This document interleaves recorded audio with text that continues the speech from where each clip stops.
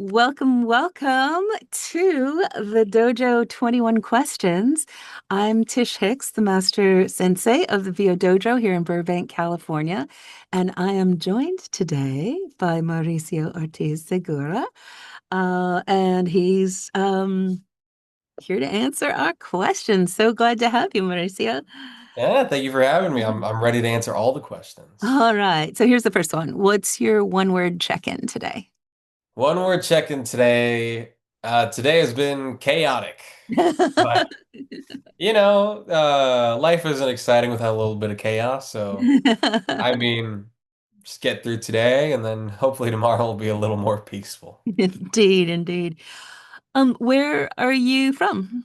So, I am born and raised in Dallas, Texas, and Hmm. I've worked there and been there for all my life, Okay. and I love it. I love it. There are plenty of things to dislike about it, but there are also plenty of things to like about it. So I mean, it's a nice move Yeah. around. I was just there with the team for One Voice, and I have to say my impressions are only from being in the airport, which seems a portal to hell, and the airport hotel, and then we went out a little bit to dinner that I saw. Okay, I think I could see why I'd want to live there. So Yeah, it's DFW, awful start to your day if you're coming to Dallas. And DFW is the worst place. So, where would we know your voice from? So you can hear me in things like Nice and Lin Ling. I play Nice and Lin Ling in To Be Hero X, a Hmm. donghua that recently came out. And you can also hear me in the new English dub of Detective Conan. Now Hmm. going by Detective Conan instead of Case Closed. I play Uh-huh. Shinichi Kudo in that one. And I play Captain John in One Piece. I play Giulio Gandini in My Hero Academia You're Next. And many, many other anime. You can hear me in a lot of anime, trust me. And those are some pretty amazing, pretty amazing animes to be part of. So very Oh, nice. I was blown away. Every time I get an email to join a show that I've watched for so long, I'm blown away that Yeah. you guys trust me that much. So I love anime. I loved anime since I was a kid. So That's it's always a great. blessing to get into the studio. Yeah, yeah, yeah. And how long have you been doing voiceover? So I've been doing voiceover specifically for about 4 years now. Mm-hmm. But I've been acting professionally since I want to say 2020.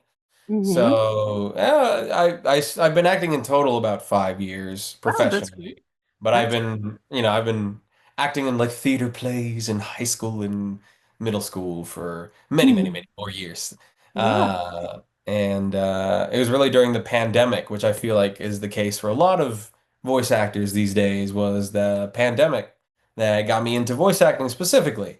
Mm-hmm. And since then, it's taken off very Yeah. nicely. Sounds like it's been doing okay. Yeah.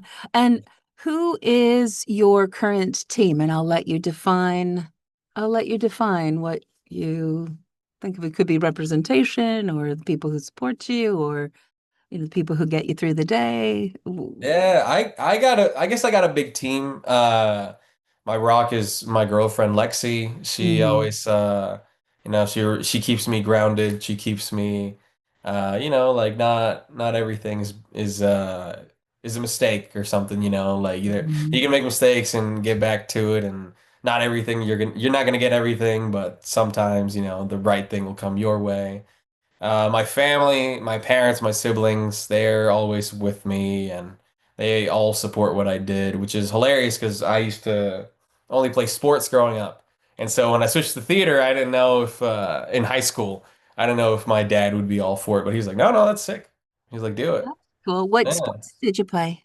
Oh, I played so many. I played so many, Tish. Uh-huh. I did soccer, volleyball, basketball, football, tennis, swimming, taekwondo. I mean, Yeah. if it was an Olympic sport, I played it. Maybe not at the Olympic level, but I Right. was playing it. Well, I think when you have the experience, we take the martial arts model of, as the foundation of what it takes to do this work. So when you bring that discipline, dedication, um, mindset to how do you get to the next level, doing whatever you need to do to get it done, collaboration, um, excellence, like all the things that are required to do a sport well and to be an athlete, I think apply. It's not surprising that you've had success in a relatively succinct amount of time because you're bringing all of that you already have within you as an athlete and actor. Yeah. Yeah, yeah. It's awesome you bring that up because I do attribute a lot of the way I think and my mentality and my competitiveness now thanks to Mhm. sports. Because in sports I was never like the all-star, you know, I was never like the guy who they'd be, oh yeah, that's the guy to look out for on the other team, you know. I would be like maybe like the sixth, fifth best guy on the team, you Uh-huh. know, but you know, I could hold my own, but you wouldn't like look to me and be like, oh, he's gonna drain a three, oh, he's gonna score like 10 million touchdowns on us. Right, right. Uh, but it's because of that, and because I feel like I'm a much better actor than I am an athlete. I feel like it's just elevated my feeling of competitiveness, and you know, there's also a level of sportsmanship to acting itself, you know, Mhm, mhm, because you beat out a lot of your friends for roles that they wanted to. mhm, And sometimes you lose to your friends even though you really wanted that role. And so it's that sportsmanship that you learn early on as a kid. I think it's very, very important because mhm. then you won't be like, ah, I'm so mad. I hate that Right. guy, you know? And instead you're like, okay, well, he's a very talented guy. He deserves it, you know? Mhm. And if you get it, be like, I'm glad I got it, but you know, I'm always looking for my friends to win too. Yeah. And you got to keep yourself humble and grounded, or else, you know, you're going to get a big head. And then if for some Mhm. reason you go on a big drought or something, then that big head is going to start talking to you and it's going to be all a bunch of blah. Yeah, no, exactly. I know you've been part of our dojo fight clubs before, and as if I recur, have rocked them, if I remember correctly. Thank you. But we always talk about the chosen one, not the winner at Hmm. those. Yeah, exactly, exactly. Um, cool. So, I always like to ask this question too, because I think having a basically the question is, what is your current recording setup? Because I think it's interesting to hear what people are working with at their professional level, and then maybe where did you start? Because I think there's a evolution that's good to know that people don't people don't necessarily start with studio bricks sprung from their heads with 416 today, but maybe I don't know. What is your current recording setup? Oh, I'd love to have a studio brick. Like you look like you're in a very nice studio brick. I'm not that fortunate. I have a I'm moving right now actually. Oh, So cool. I'm switching my studio. Before I had a much more spacious closet that I Uh-huh. had sound treated very well. Mm-hmm. And I've recorded so many games on it now, in it, like Mm-hmm. for Los Angeles productions and all over the place. And it's worked perfectly. But now I'm moving to a much smaller space. I'm trying to figure that out. So my space right now is a work in progress, but what I've been working with for the bulk of the last 4 years has been a pretty sizable walk-in closet. Mm-hmm. And I just took two curtains and some two moving blankets with grommets Mm-hmm. inside. Took some shower curtains. I put them onto the side, and then I just put foam all over the walls.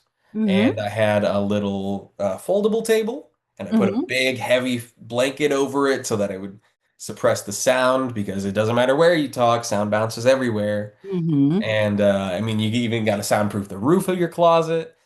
And yeah, and that pretty much served me in AAA, indie, and everything in between, Hmm. ADR for the last 4 years. That's cool. And what microphone and DAW do you use? Yeah, I use a Focusrite 2i2 third gen Hmm. for my interface, and then I use a Neumann BCM 104, which Hmm. is better for deeper toned voices. Okay. Yeah, I've heard Because of 103. I don't know if I've listened to a 104. So. yeah, mine is a real weird one. Everyone uses the TLM 103 Mhm. or even the U87. The Right. U87 is like the big dog that everybody wants. But and I had the money for a U87, but I was like, maybe I'll go a little less expensive and I'll get a different microphone that works just as good, and it works just as good. It sounds You, like it suits your voice well too. So yeah. yeah, thank you. Yeah, yeah. The TLM 103 though, I mean, they use that in studios everywhere. Mhm. So if you have a TLM 103, you're using a studio mic. So keep using it. And what DAW do you use? I use Audacity. Okay. I just use Audacity. Okay, cool. And I mean, I know how to use Adobe Audition. I'm too lazy to keep paying for Adobe Audition. So I'm just going to use Cool. Audacity because I've gotten pretty fast with it, even though it's super simple, but Hmm. I like it. I like that it's simple. I just hit record and I do the bare minimum of editing with noise reduction if I have to. Sometimes I don't. And I send off those auditions and sometimes I book. And mainly most of the times I don't book. That's That's how acting goes. yeah. Well, what is your view origin story? I know you said sports, family. Oh, and I didn't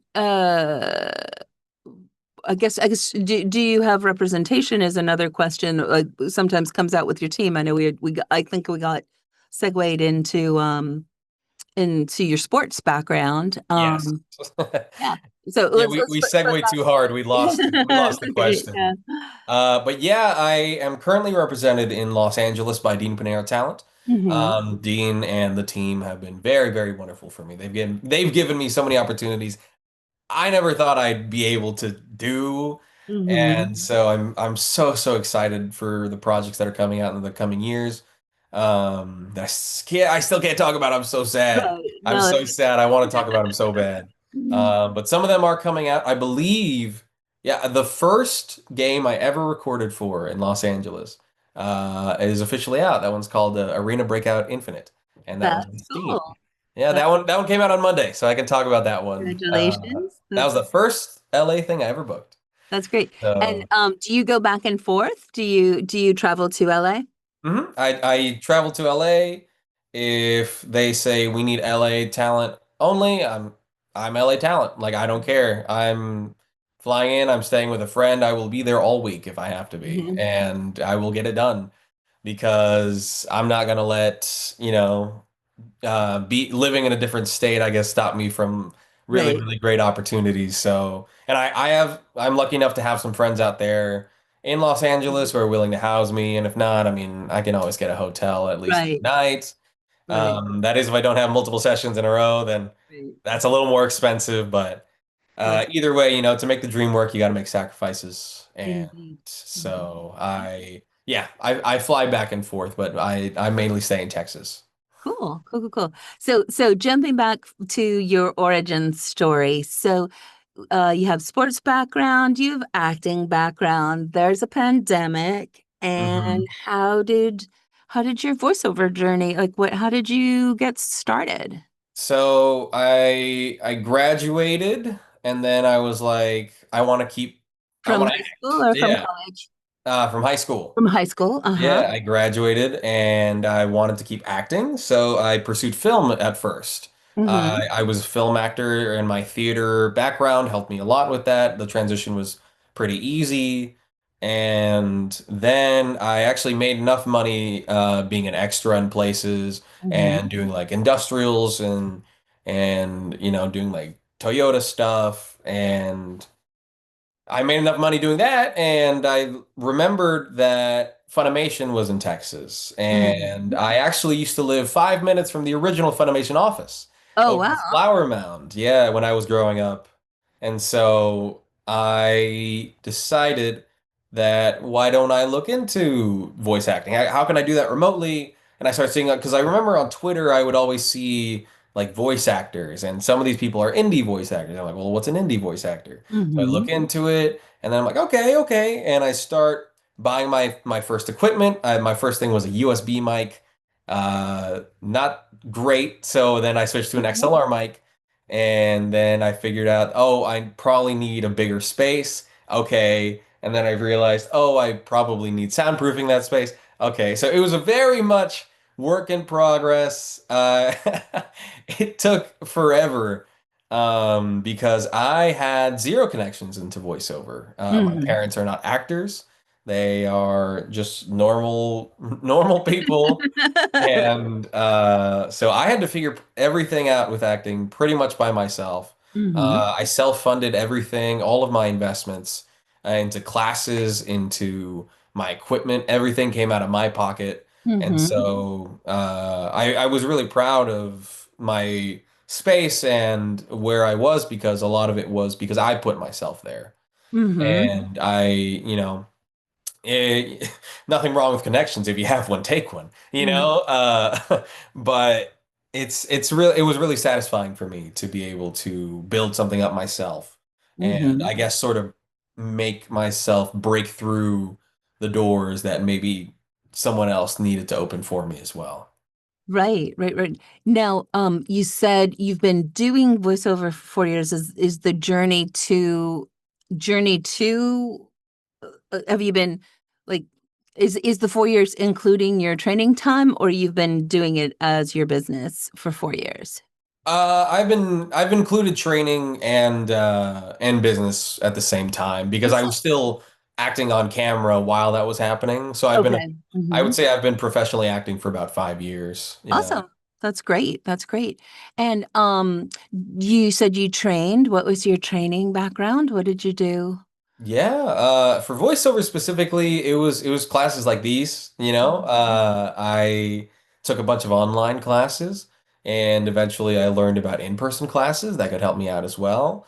That a couple of directors at Crunchyroll were teaching at, and those classes were really the ones that really pushed me because I managed to get in front of these guys, and they saw that, I could do it too, and they were very, very great. They were very, very nice to me and Mm-hmm. decided to bring me in there. And I've been with Crunchyroll now. I've been working for them freelance for about 2.5 years now. And Mm-hmm. so it's been a really, really awesome journey, especially someone who grew up with anime. Yeah. And so, yeah, my main training was just online classes and the theater background that I had throughout high school. And I just used that and ran and used every gig that I booked as a new chance to learn and a new chance to polish what I already had. Mm-hmm. Hmm. And then you knew people. Yes, and then I knew people. Yeah, That's it's very important to to take classes and to go to mixers and to, and reach out to people because Mhm. you might get booked on an indie thing and you might never know, oh, this person is actually, uh oh, this person actually lives like really close to me. Well, why don't I Mm. reach out to them and we can hang out and we can you might be able even be able to ask them questions about the industry or, just make a normal friend. Right.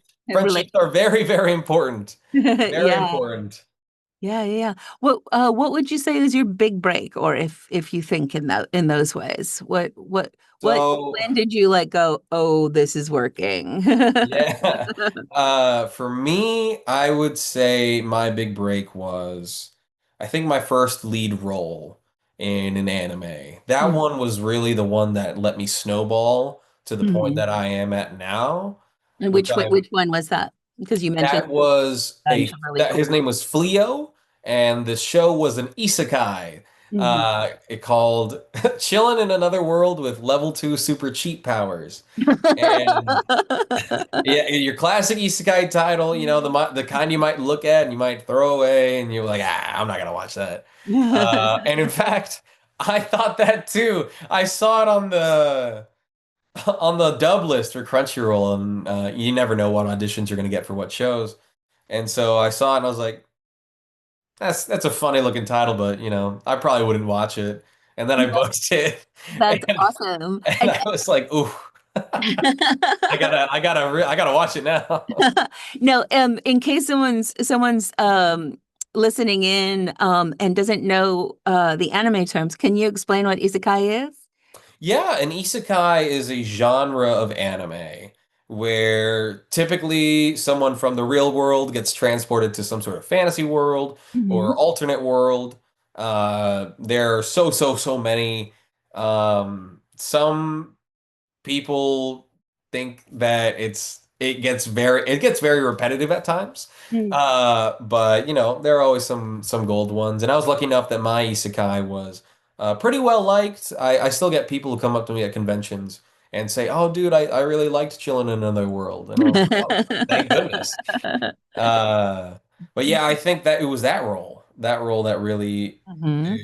it wasn't a huge break, but that was what finally put me, I guess, in the minds of other directors. And they're like, Right. "Oh, okay, this guy can lead a show, and the show will do at least okay, and okay in anime is very important because there are a lot of stinkers, and Oh, so interesting. yeah, there are plenty of them that don't ever see like they might get a dub or they might just come out and you'll never hear it talked about again. But I was lucky enough that mine got some decent attention, and after that season, I believed I booked my second lead, and then my real big break for me was Giulio Gandini in My Hero Academia, Your Next, because Hmm. I think that was like the first time I think even people in LA were finally starting to see me Hmm. because I was alongside Chris Sabat and Kaylee Mills, who were already very established actors in Hmm. Los Angeles and Dallas. And then there was me. And Right. uh, when that announcement came out, I remember I saw a Reddit page and it was like, oh yeah, Kaylee, she's from ReZero. She's great. Oh, Chris Sabat, that's Vegeta. That's oh man, that's awesome. I don't know this Mauricio guy, but and I was like, that's fair because I mean, truth be told, I haven't really done anything. At that point, So but now people know you. I now remember. people are know me a little bit more, and it's always very nice to meet fans and to even have fans, which is something I never thought would happen. Yeah, yeah. I remember years ago when I moved here from Chicago early on, I was at like a women in film breakfast event or something like that. And it was the director of oh my gosh, River Runs. No, not that's Robert Redford. Anyway, good story, Tish. It was a director. It was a thing. It was a movie with Brad Pitt and Anthony Okay. Hopkins and Aidan Quinn, and and um the the director said something like, yes, so we're working with Anthony Hopkins of the Royal Shakespeare Company, Aidan Quinn from the Wisdom Bridge Theater in Chicago, Brad Pitt from Arkansas, and and it all worked out for Brad. So so we never worry when people don't quite know who you are yet. Well, um that's hilarious. Wow. um what what would you say the three top ingredients in your success are? Three top ingredients. Persistence. That Mm. is number one. It is so important to be persistent. Not like I'm gonna email this guy 20 times in 2 weeks Mm-hmm. until I annoy him so much he finally responds. That's annoying. Right. Persistence Differentiate. is yeah. Persistence to me is more so you're always auditioning. If you get Uh, an audition from your agent, you always try and do it, even if you're like, "Oh, I'm so tired. I really don't even want to look at my emails right now. Oh, mm-hmm. but it's due at 9 in the morning. What do I do? Do it at 2 in the morning. Like Yeah. it's or get up at 7 in the morning. Mm-hmm. It's really, really important that you're always auditioning. And Yeah. if someone isn't sending you auditions, like an agent, like for most of my career, I did not have Dean or even my New York agency, Common Thread Entertainment, like I do now. Mhm. Um, I didn't have anybody representing me. And so it was up to me to find a lot of the stuff that, gave me money to live off of. And so Mhm. I would use pay to play websites like Backstage, Mhm. Actors Access, I think is another one. I don't know if that one's very good for VO, but it's great for film. Mhm. And Twitter as well. Twitter would be where you could find a lot of indie games, a lot of indie animation, and just looking everywhere, always trying to find something new because, a lot of times you get to know people through working on these indie projects. Mhm. And at some point, maybe these guys are now casting for an even bigger project, and Right. they thought remembered you from this little itty bitty thing you did with them a year ago, but they remember you were so good. And Mhm. so it's very important to be persistent and always finding the work, always trying to find it.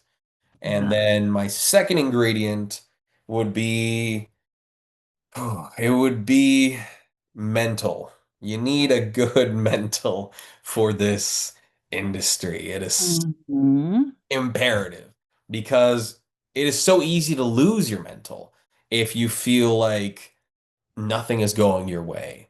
I haven't booked anything in Mhm. 6 months. I haven't, I've been working here and there, but I haven't booked anything meaningful all year, you know? Mhm. And those are things that I've gone through, just like many, many other actors are constantly going through.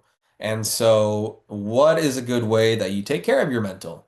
Mhm. Distract yourself. You have a dog, walk your dog. You have friends, family, spend time with them. You like Walk playing your games, friends. play games. Yeah. Yeah. It's so so important to try and forget about the work and think Mhm. about it as work and remember that at the same time that it is work and you should treat it professionally, you should also remember that it's also play. You're having fun. You're acting for God's sake, Like not many people get to do it for a living.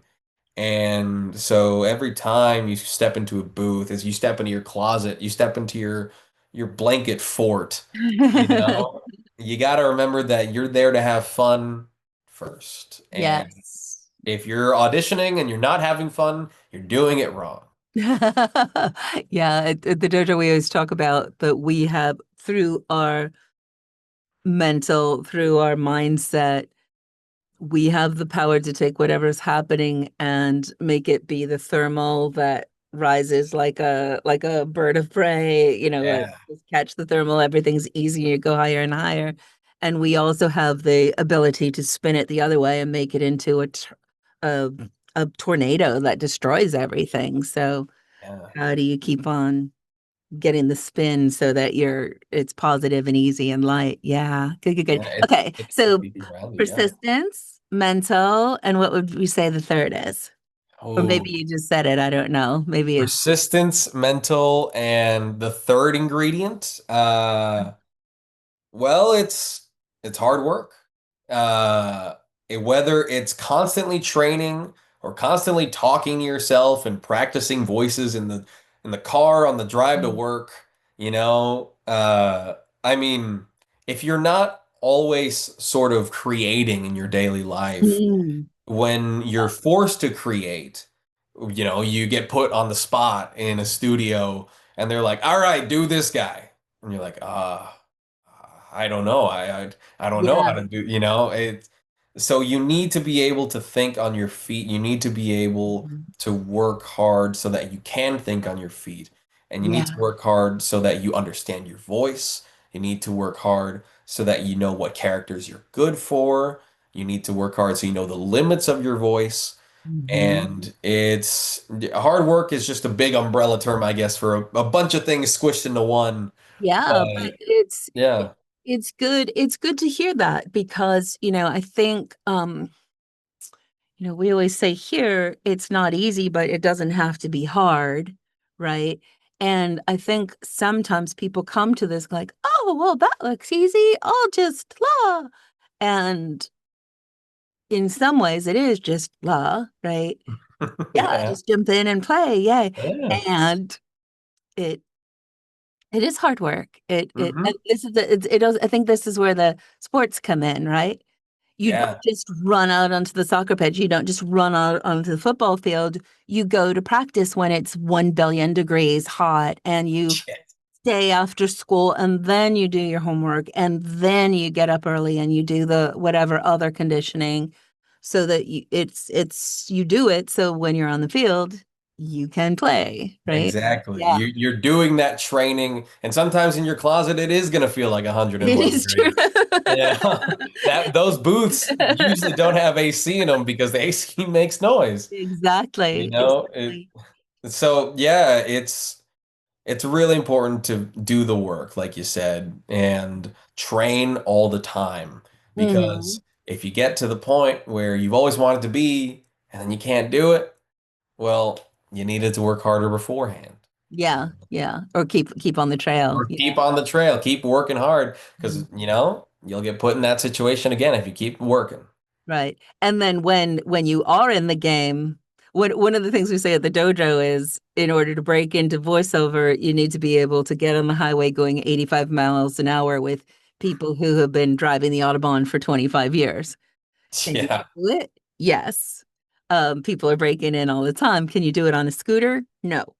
You Hmm. can't. You have to do the work and get up to speed and be ready to do that. And then your work begins, Yeah. right? Now you're on the Autobahn. Now we get to keep on going. Yeah. No, you're making your full-time living doing voiceover. Yes, yes. How long, Full-time VO is my gig. yeah. How long did it take you from when you began to doing full-time voiceover? It definitely wasn't until my first lead in anime.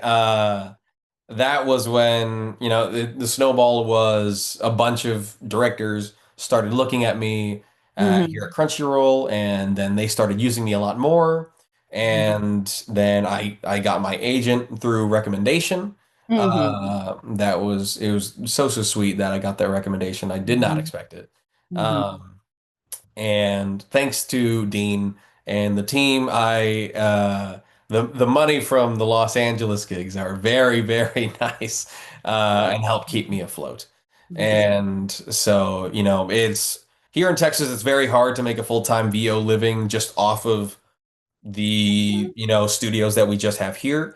Right. We have Studio Nano and Sound Cadence and Okratron and Crunchyroll, and those are the main like four.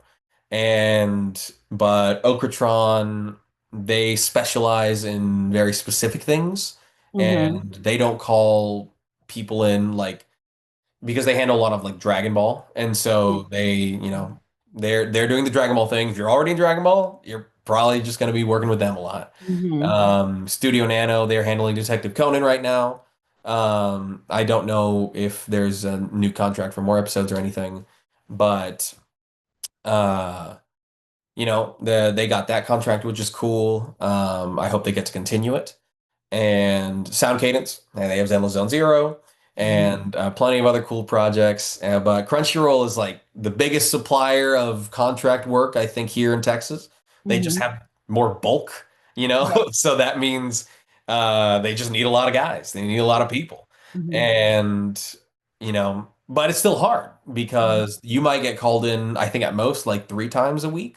And that's Right. if you're just doing like bits and background characters. And maybe you have a character in a show, but he only shows up for like 15 minutes, Right. and you can't bank on booking a lead role every season, you know? Right. Right. That's very important to remember that if just because you book a lead role one season does not mean the next season is going to be just as good. Mhm. Every season is different. Directors have different preferences that change with the seasons. And, so it's very important to diversify your Right. portfolio and look at the commercial work as well. Look at Mhm. video games, look at e-learning, look at audiobooks. This Keep is, yourself busy. yeah, this is exactly what we do at the dojo. Like this is everything. This is all the ways that your voice can be making money. And if your heart is here, excellent, go after it. And Hmm. we want you to be able to have a sustained, successful career and make your living at it. And it does require that you understand all of the ways. And then and then understand all of the ways that, like what are the ways that you do make a living? Oh, you build relationship, you get a body of work, and then where are the opportunities that pay even more, right? Yeah. Hmm. So this is good. So I keep on hearing, I hear hard work, I hear relationship, Hmm. hear being someone who's reliable and can Yes. deliver every time. That's why people want to work with you again. Like, oh, what a joy. And oh, he can really deliver. This Yes. this is really cool. Now, what else did you do while you were on your way to making your full-time living? That's always an interesting question. Like Yeah. we and I think it goes with the hard work. We got to do what we got to do because we're on the trail. So Mhm. what kind of things did you also do before you were doing full-time work? Yeah, I was an Uber driver. I did Uber Eats and stuff. And Uber Eats was actually the when I got my first email from Crunchyroll. Awesome. And I pulled over to the side of the road. I was like, "Oh my gosh. I'm sorry, dude. You're gonna get your food late because I'm just so excited." But the Uber Eats thing was a big hustle even while I was doing film and on camera stuff. Even that Hmm. stuff is not as consistent, Right, especially not here in Texas. right. So, uh, I would do those gigs and I would get that money, but Uber Eats was just more consistent. And so Hmm. that's what I would be doing because it also allowed me the freedom of schedule Right. for random, hey, can you show up tomorrow? Hey, can you show up tonight? Mhm. And I'd be like, ah, crap. Yes. Yeah. And that's another thing with reliability, like you said. Um, I've made most of my career now just based off of being available. Mm, And it interesting. sucks because a lot of people and a lot of friends that I have like full-time jobs and part-time jobs that don't Hmm. allow for them to have that freedom of schedule. And so, sometimes they won't get called in as much. Uh, Right. but I tend to get called in at least once a week because Hmm. I on my they say what's your availability and I put all day every day. And I'm like, call me. I'm probably available. I will let you know if I'm not available. It's Right. very important that you Because let you might have another companies know. session Yes. or an avail or something like that. Yeah. Yeah. And studios are usually very understanding so long as you're not emailing like 10 minutes before and they're like, "Oh, I'm so sorry, I can't show up."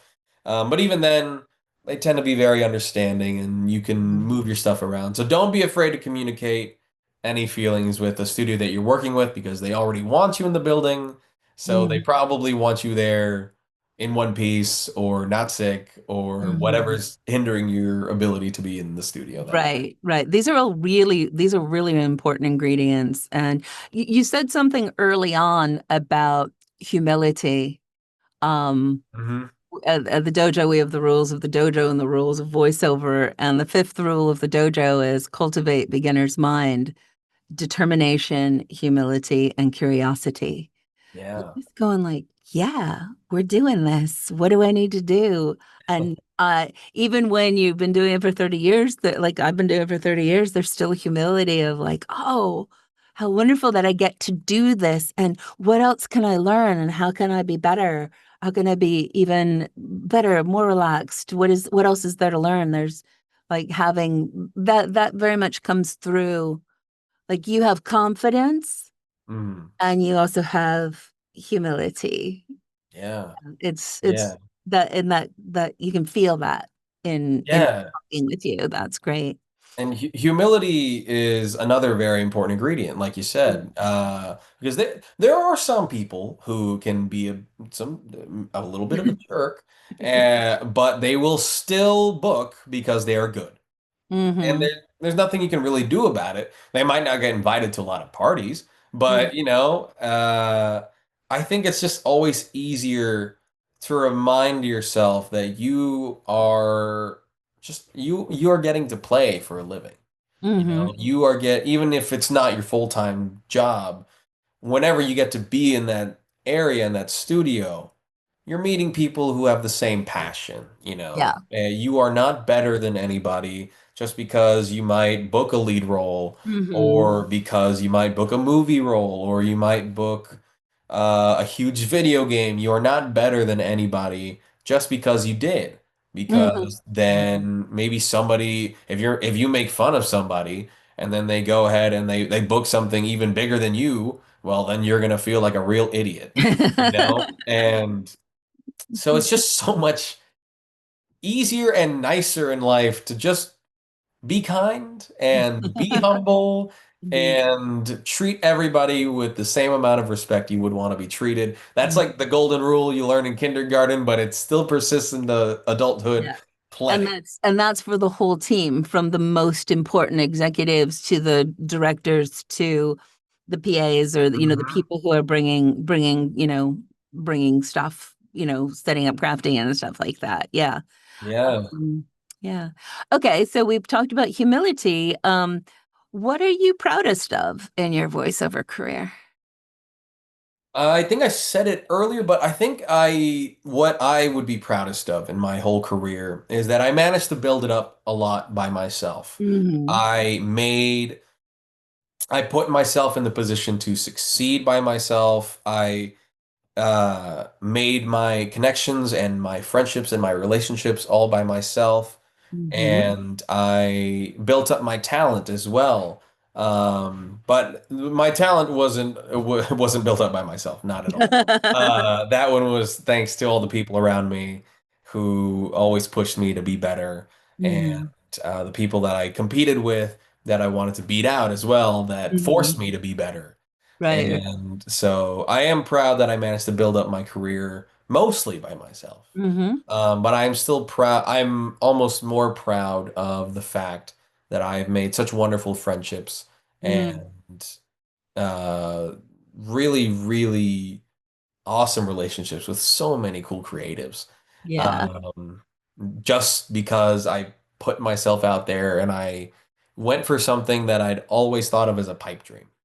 Wow, that's cool. That's very cool. Now let's flip that over. And what is your biggest fear or challenge in your voiceover career? Because we Ooh, all have them. oh yes. We all have them. Yeah. My biggest fear, I guess, would be, oh, I guess it would be that, what I guess towards the end of my career, will what I have done mean anything to anybody, Ooh, And that's very so, existential. I Yeah. got to tackle that question in a project recently, actually. Mm. And it really hit home. I started tearing up while I was delivering it. And I was really happy that I had an awesome director that helped me not only get to that emotion, but who brought me on for that project in general. And yeah, I got to tackle that very question, and because the character itself said it.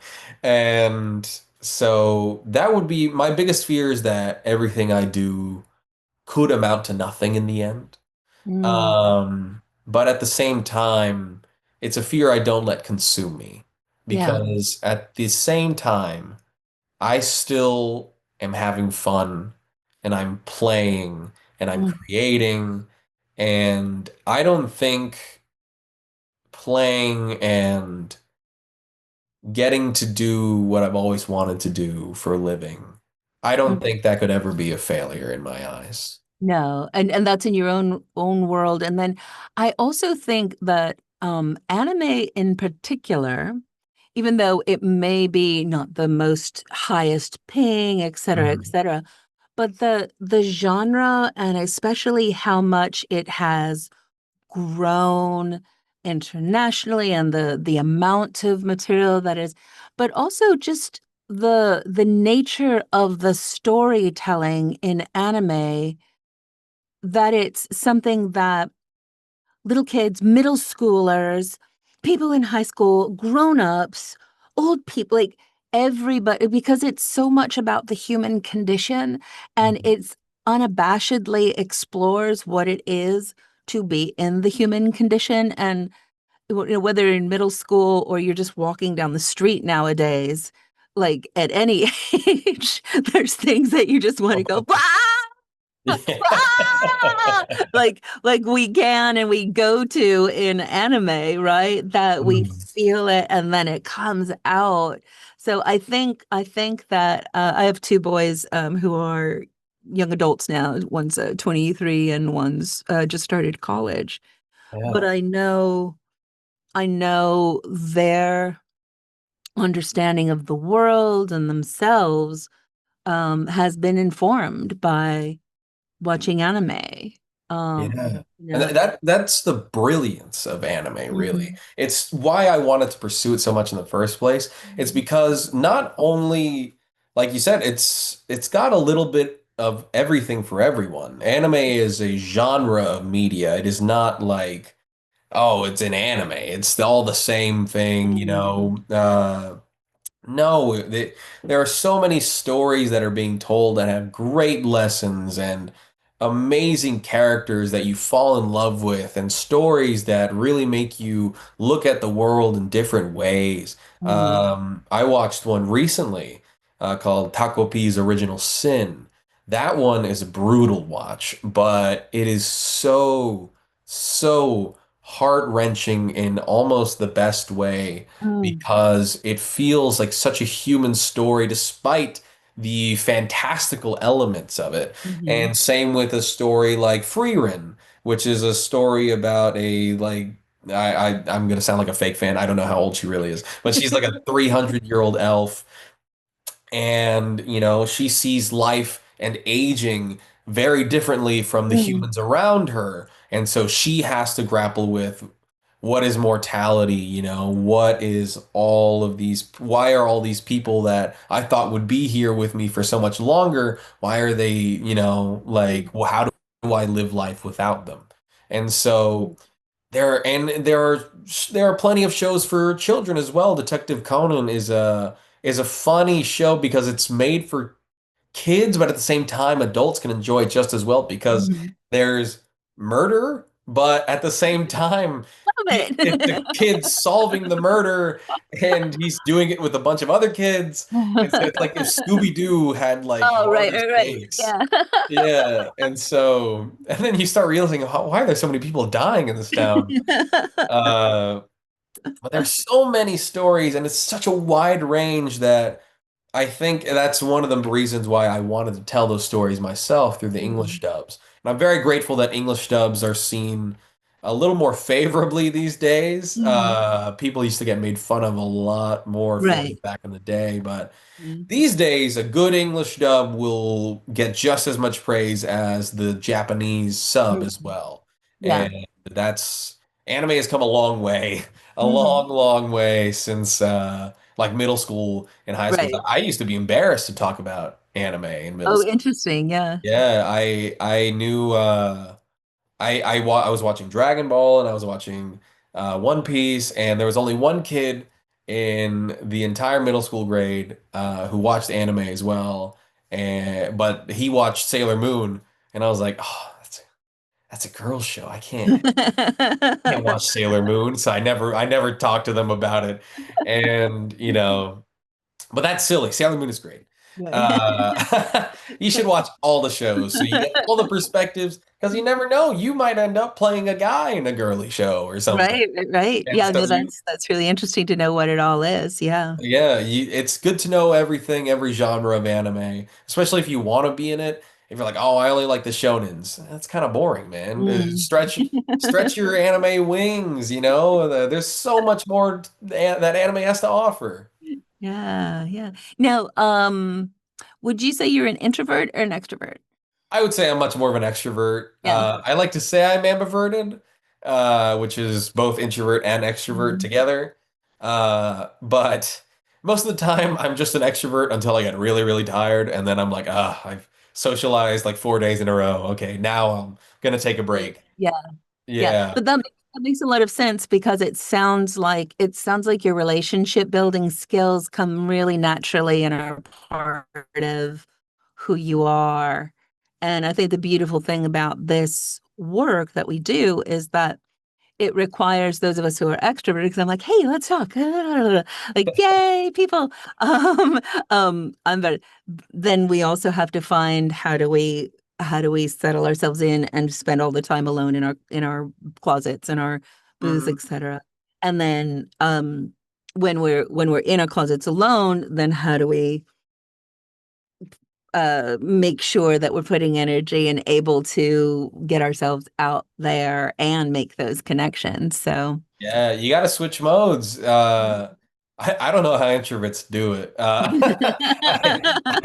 I, I feel bad sometimes because I have plenty of actor friends that are introverts. hmm And I'll just see them over at like a get together, and they're like, I just want to go home. hmm I'm like, yeah. dang. You're like, So I get it. You still want to be out here because a lot of your friends are here, but you know, but that's I we all have to calibrate. We all have to calibrate yeah. and figure it We out. all we all we all have to take time for ourselves though. So if you're an hmm introvert and you still want to do the acting thing, don't let that bother you, you know. It might make, making connections with directors and stuff like that a little harder, hmm but I think it's that extra push to socialize and get to know people that will end up being a little more satisfying for you in the end. hmm hmm Now, if you could do voiceover from anywhere, where would it be? Ooh, somewhere nice. Somewhere that's tropical like all the time. Yeah. Probably Hawaii or something. Cool. I don't know. Is Some it- sort of tropical island in Mexico. That's cool. Cancun's great. Puerto Vallarta's great. I know Yeah. that I know there's like the idea of doing voiceover from Hawaii, and then there's the reality of doing voiceover from Hawaii because I was in Maui for 3 months, helping my brother out, and the time difference is real, man. Oh, yeah, because it's I didn't even think about that. It's Yeah, it's 10 like, hours ahead, oh huh? wow, because it's when it's morning and when it's morning in New I York, take it it's back. really, I really don't want to do early. Hawaii Yeah. anymore. No, it's okay. It's good. But the beautiful thing is that technically we can, yeah. Um, Sure. what would you say your voiceover motto is if you had one? My voiceover motto would be, oh, do I have one? I guess Mhm. mine would be, échale ganas. That's Spanish for put in the effort. Ah, And say it again. échale ganas. Italianas. I Yeah. love it. That's a great motto. Put in the effort. Échale Italianas. ganas. And Spanish is very important for my identity as well. I Mhm. grew up Mexican American. I say grew up like you can grow up a different way if you're born this way. But no, I was born Mexican American, born in America. Mhm. So Spanish is a very important part of my identity as well. I'm Mhm. fully bilingual. I've done projects in Spanish as well. Mhm. And it's always very special when I get to return to that language that was my parents' first language and my first language, technically. Yeah. And so, I love just saying random Spanish things throughout the day. Sometimes I'll start speaking in Spanglish, and Uh. that's not looked on too favorably, I guess, when you're talking to people who only speak in Spanish. I'm like, what are you Mm. saying? Why are you saying that? You're weird. But I speak in Spanglish all the time, and so does my sister, and so does my brother. And I always try and incorporate Spanish into my day. So échale ganas, I everybody. love it. I love it. That's great. That's great. And what is a typical day like for you? Like as a full-time voice actor, you said you usually have sessions at least once a week. You're getting auditions every day. Like how do you structure your world? Yeah, my day is usually very chaotic, you know. Mm. If I don't have anything scheduled for the day, what I try to do is, I try to hit my basics. I try and do some exercise that day, whether it's in the morning or at night, doesn't matter. I just try and do it regardless because I Mm. think physical health is just as important as vocal health and mental health, and I think Mm. physical health can also help your mental health as well. Absolutely. So, Absolutely. it's very, very important for me to stay active. hmm And so I always try and fit exercise in there somewhere. I always try and eat at least 3 meals a day. hmm And it's really weird when I don't have a session because my day's usually really free. Then I don't hmm know what to do. But it's very rare I don't at least have one audition in my inbox. And Mm-hmm. so if I have a couple days for it, maybe I'll spend the day just working on it, and I'll see what's what about that. And if I can submit it same day that I'm working on it, awesome. If not, then sometimes I'll put it off till the day of, because I like to put pressure on myself for some reason. It's not the I wouldn't recommend it to people to put stuff off till the last second, but I feel like I create very well when I'm Mm-hmm. working off of instinct a lot. And I like natural instinct when it comes to auditions because it feels very natural to me. It feels like, Mm-hmm. okay, this is the first thing that popped into my head, and if it's all good, it's great. But if not, then you go back and you work on it for an hour. So I don't really have like, I guess, typical routines. It's really Mm-hmm. weird being full-time freelance. Mm-hmm. If I have a session that day, I try and, prepare myself before the session, no matter how long it is, and then after the session, I just do whatever I want after. If I have Mm-hmm. auditions, I do auditions, and if not, then I hang out with my girlfriend and and we, play games, or we make dinner and we just have fun. And so if I'm not doing auditions, I'm hanging out with friends. If I'm not hanging out with friends, I'm usually doing auditions. That's And it just good. flip-flops back and forth. The balance of life. Now, do you find that your team is able to take care of like marketing and creating opportunities? Do you do business stuff? Like how does that fit into your So I do a lot of self-marketing. hmm I don't really, I guess I just get marketed by my agencies, like the hmm normal ways. I guess if they send me an audition for a studio I haven't worked with yet, that's hmm their way of marketing me. Um, I know Dean is trying to get more into the convention scene. I don't know how that's going. hmm But he's probably doing some marketing there. But most of the time I'm doing a lot of self-marketing. I am grateful that I have a girlfriend who can make fancy graphic posts for me if I have an Uh-huh. announcement to make. Yeah. She's very, very sweet and very, very fast. Mhm. And so if I have like a role coming up, then I'll ask her, "Hey, can you make a graphic for me?" And we have a template, so it's usually very fast. Mhm. And I'll be posting on Instagram. I try and stay super active on Twitter. I'm trying to get more into TikTok so that people can reach me on there, because I think I've almost reached the same follower count on there as I did on Twitter, and I've been on Twitter for years. Oh, And cool. I didn't Cool. really start doing TikTok stuff till like this year. Oh, And cool. so yeah, I'm just trying to make use of all the social medias. The new acting industry is very social media savvy. Mhm. Follower counts matter a lot, which sucks. Mhm. But it's a reality you can't avoid. Right. So the more followers you can get, the better. And because I've had friends who were like, "Oh, you were a runner-up because the other person had 100,000 followers," Yeah. and Interesting. it's always heartbreaking. So the more I can avoid putting myself in a position like that, the better. And so that's Mhm. where I see the use of social media. And I love connecting with people that are interested in my work, people that loved me for a character I did. I love, love, love interacting with them. Mhm. You gotta have a healthy boundary. I don't Right. answer every DM I get. Maybe I'll answer one every now and then, just to, I don't know, keep the allure, Mhm. maintain mysteriousness, but most of the time on social media, I'm an open book. Yeah. I'll be That's tweeting cool. about stuff I like. I'll be tweeting about animes I'm in, and I just always try and stay active. At least post maybe once a week. Yeah. On Instagram and TikTok at least once a week. On Twitter, like I tend to post like every 2 days or so. Yeah. Which when we think about it is just another form of actively building relationships. Right. Yeah. Yeah, because you'll meet a ton of people on social media you would never meet in person. hmm I've met so many wonderful actors that have followed me back for some reason, and they're like, "Oh yeah, I followed you on Twitter." I remember I had a wonderful interaction with Howard Wong, and I remember I was like, "Dude, congrats on Overwatch, man! You've been doing great." And he was like, "Oh yeah, yeah, yeah, dude, I know your work." I was like, You do? Oh, I that's was like, cool. what? I remember we're with the same agency. Oh, But very good. Yeah. yeah, it's really, really crazy the relationships you can make just by being active on social media. Yeah. Very cool.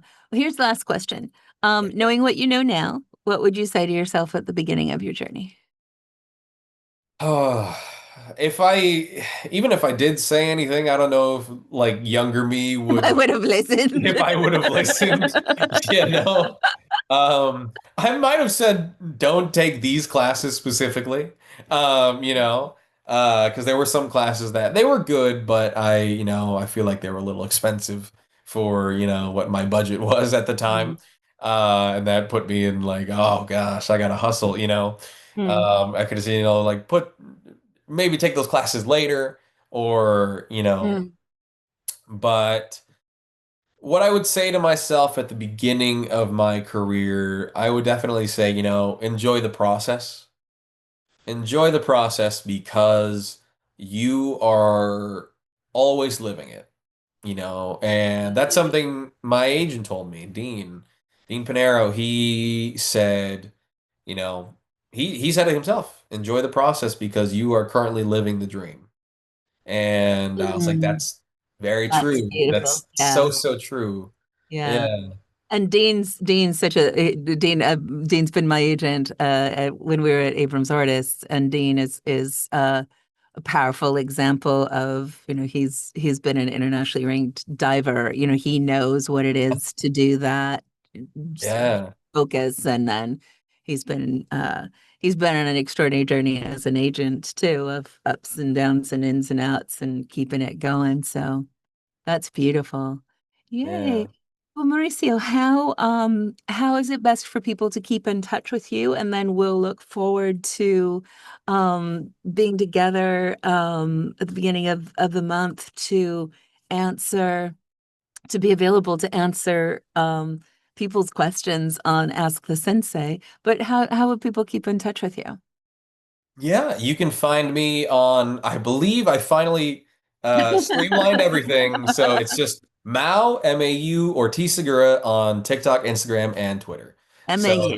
Uh-huh. yeah, and I think on Blue Sky as well. If you use Blue Sky, feel free. I'm trying to stay active on there, but it's harder because I use Twitter more. Yeah. But yeah, you can find me on all those social medias at Mau Ortiz-Segura. Yeah. There's no .com. Okay.